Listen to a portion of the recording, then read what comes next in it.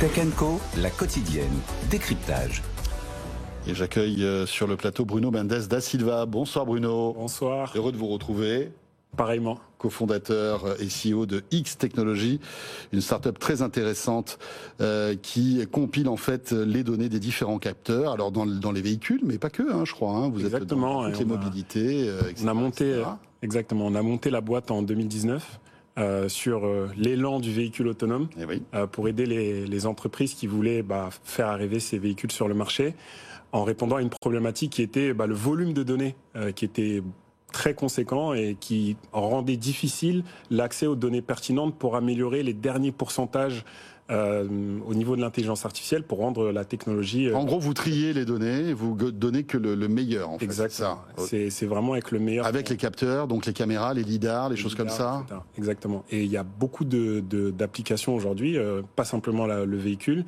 Il y a les robots industriels dans les entrepôts, dans les robots, usines, etc. Donc il y a pas mal de débouchés possibles pour la technologie. Levée de fonds de 6 millions d'euros début d'année.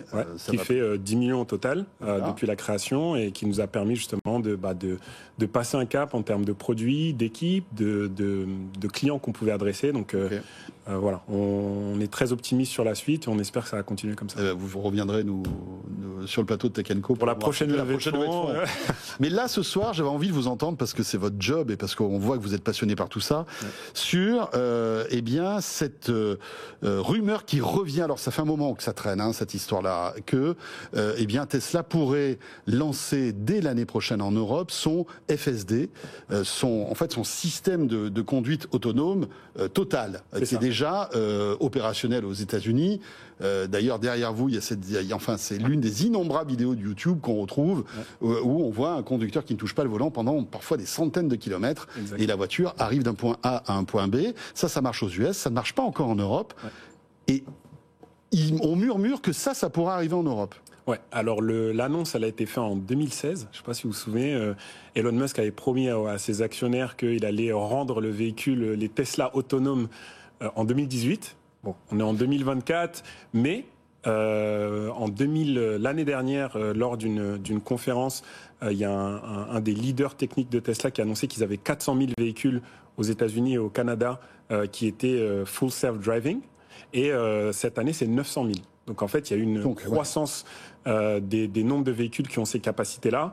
Donc dire qu'il y aura une possibilité que cette technologie arrive en Europe, c'est fort probable. Maintenant, il y a toutes les problématiques qui vont devoir être répondues, comme déjà la régulation. C'est-à-dire, est-ce qu'ils ont le droit de le faire ? C'est ça. Ce qui n'est pas forcément le cas aujourd'hui. C'est peut-être ça le premier obstacle. Il est peut-être pas technique, parce que on peut imaginer que en fait les Tesla européennes scannent les routes depuis des années, et qu'en fait toutes ces données remontent et que le mapping des routes européennes et notamment françaises, puisque nous sommes français, est bien au point, on va dire. Ils ont assez de données. C'est ça ? Alors, ils ont fait évoluer leur modèle d'intelligence artificielle et ils sont passés sur un modèle d'intelligence artificielle d'IA générative. Donc donc c'est pas les LLM, c'est ce qu'on appelle les VLM. Donc c'est les Video Language Model qui permettent justement de faire des prompts sur des images. Et ça veut dire que le véhicule va faire ce que nous on fait sur ChatGPT directement. Est-ce que tu peux changer de voix ? Est-ce que tu peux faire... Et en fait, il y a presque un cerveau là. C'est-à-dire que même si la voiture n'a jamais scanné une route, les caméras vont voir ça. Il y a une IA qui va interpréter ce qui se passe. Et faire comprendre à l'intelligence du véhicule ce qu'il faut faire. Exactement. Wow. Donc c'est une prouesse technique incroyable de pouvoir faire ça parce qu'ils agrègent toutes les données des flottes Tesla et aujourd'hui ils en ont vendu 3 200 000 je crois depuis 2012. Donc il y a une flotte énorme de Tesla dans le monde et ils ont on crée des datasets pour entraîner à passer à un modèle d'IA génératif où en fait l'ingestion des données permet de pouvoir faire des actions directement. Donc c'est vraiment aujourd'hui en termes de technologie, je pense qu'on peut pas faire mieux.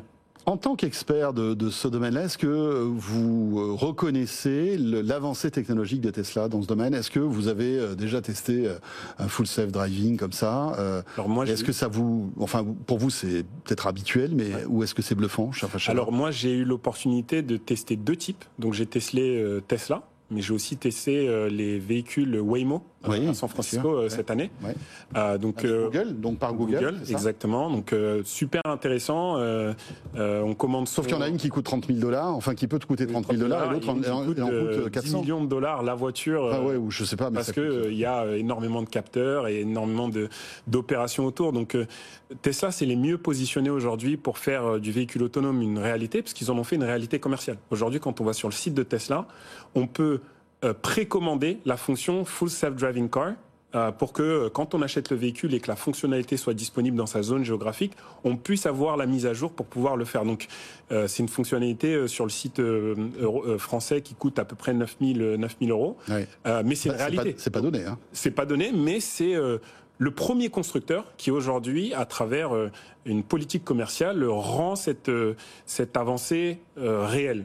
Et on a Mercedes qui ont annoncé atteindre le niveau 3. Donc c'est l'autonomie partielle sous certaines conditions.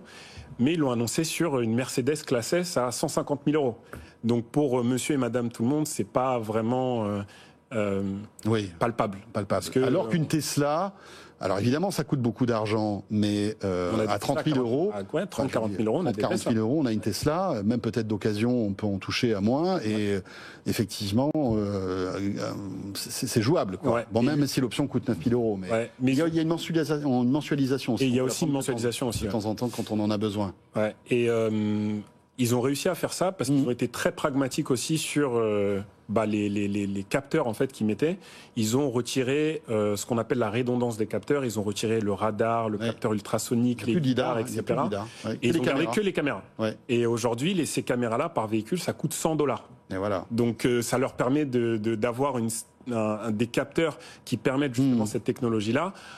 À la différence d'une véhicule Waymo qui a une quarantaine de caméras, une dizaine de lidars et qui du coup est plus cher. Est beaucoup plus cher et du coup c'est compliqué. Donc moi je pense que Tesla est très bien positionné et je pense qu'aussi cette annonce c'est pour mettre un petit coup de pression aux régulateurs en disant on arrive, va falloir préparer le terrain. Voilà, c'est ça, il va falloir nous autoriser.